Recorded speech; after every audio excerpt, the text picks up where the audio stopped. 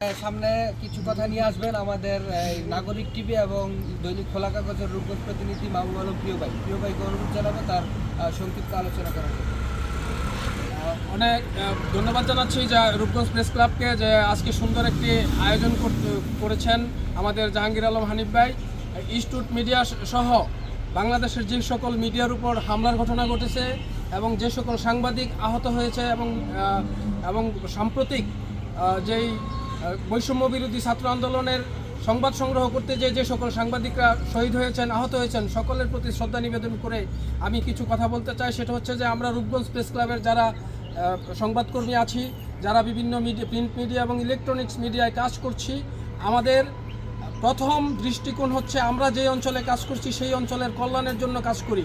বিশেষ করে এই রূপগঞ্জ উপজেলার জন্য আমরা যারা রূপগঞ্জ প্রেস ক্লাবের আমাদের সভাপতি লায়ন মীর আব্দুল আলিম এবং আমাদের সাধারণ সম্পাদক খলিল সিকদার সহ তাদের নেতৃত্বে আমরা যে সাংবাদিকতা করছি সেটার মূল উদ্দেশ্যই হচ্ছে আমাদের অঞ্চলের সকল মানুষের বৈষম্য অধিকার এবং নিরীহদের পক্ষে কথা বলা, অধিকার রক্ষায় আমরা কথা বলে আসছি, পাশাপাশি সামাজিক কর্মে যুক্ত আছি। রূপগঞ্জ প্রেস ক্লাবের বা এই রূপগঞ্জের কোনো সাংবাদিক কোনো হামলার শিকার হলে সবার আগে যেমন আমরা রাজপথে থাকি, এর বিচার চাই, তেমনি সারা বাংলাদেশের যে কোনো প্রান্তে যখনই আমরা শুনতে পাই যে কোনো সাংবাদিক আহতের ঘটনা অথবা নিহতের ঘটনা, সবার আগেই আমরা কর্মসূচি দেই এবং সংশ্লিষ্ট আইনের যারা রক্ষক, যারা আইনের সেবক, তাদের মাধ্যমে বিচারের দাবির জন্য আমরা সোচ্চার হয়ে থাকি।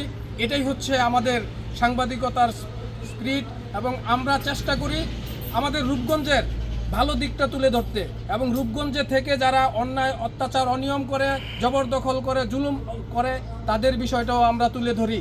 এই জন্য আমরা কোনোদিন ক্ষমতাধর যিনি থাকেন তাদের ভালো হতে পারি না, আমরা সর্বসময় বিরোধী দলের মতো হয়ে থাকি, কারণ আমরা সমালোচনা স্বাধীনভাবে করতে চেষ্টা করি। তারপরও আমাদের ত্রুটি চেপে ধরার জন্য বিগত সময়ে 57 ধারা 31 ধারার মতো আইন হয়েছে, যে আইন আজকের এই কর্মসূচি থেকে বাতিলের আবারও দাবি জানাচ্ছি।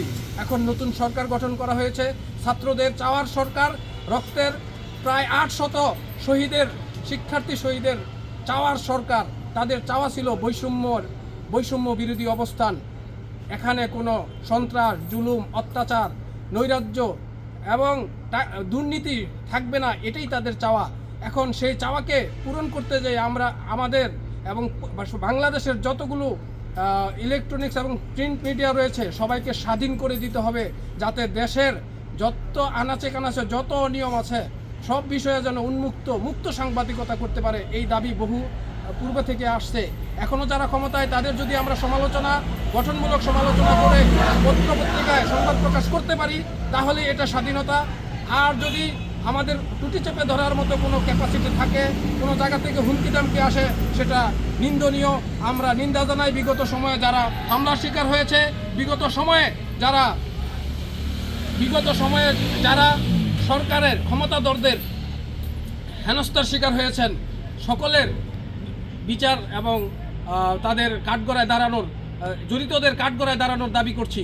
পাশাপাশি সাগর রুনি আমাদের যেই সাংবাদিক দম্পতি হত্যা করা হয়েছে সেই বিচারের দাবি জানাচ্ছি এবং কোনো প্রতিষ্ঠানে আর যেন হামলার ঘটনা না ঘটে তার জন্য সারা বাংলাদেশের সাংবাদিক নেতৃবৃন্দ এবং সকলকে সোচ্চার হওয়ার আহ্বান জানিয়ে আমি আমার বক্তব্য শেষ করছি।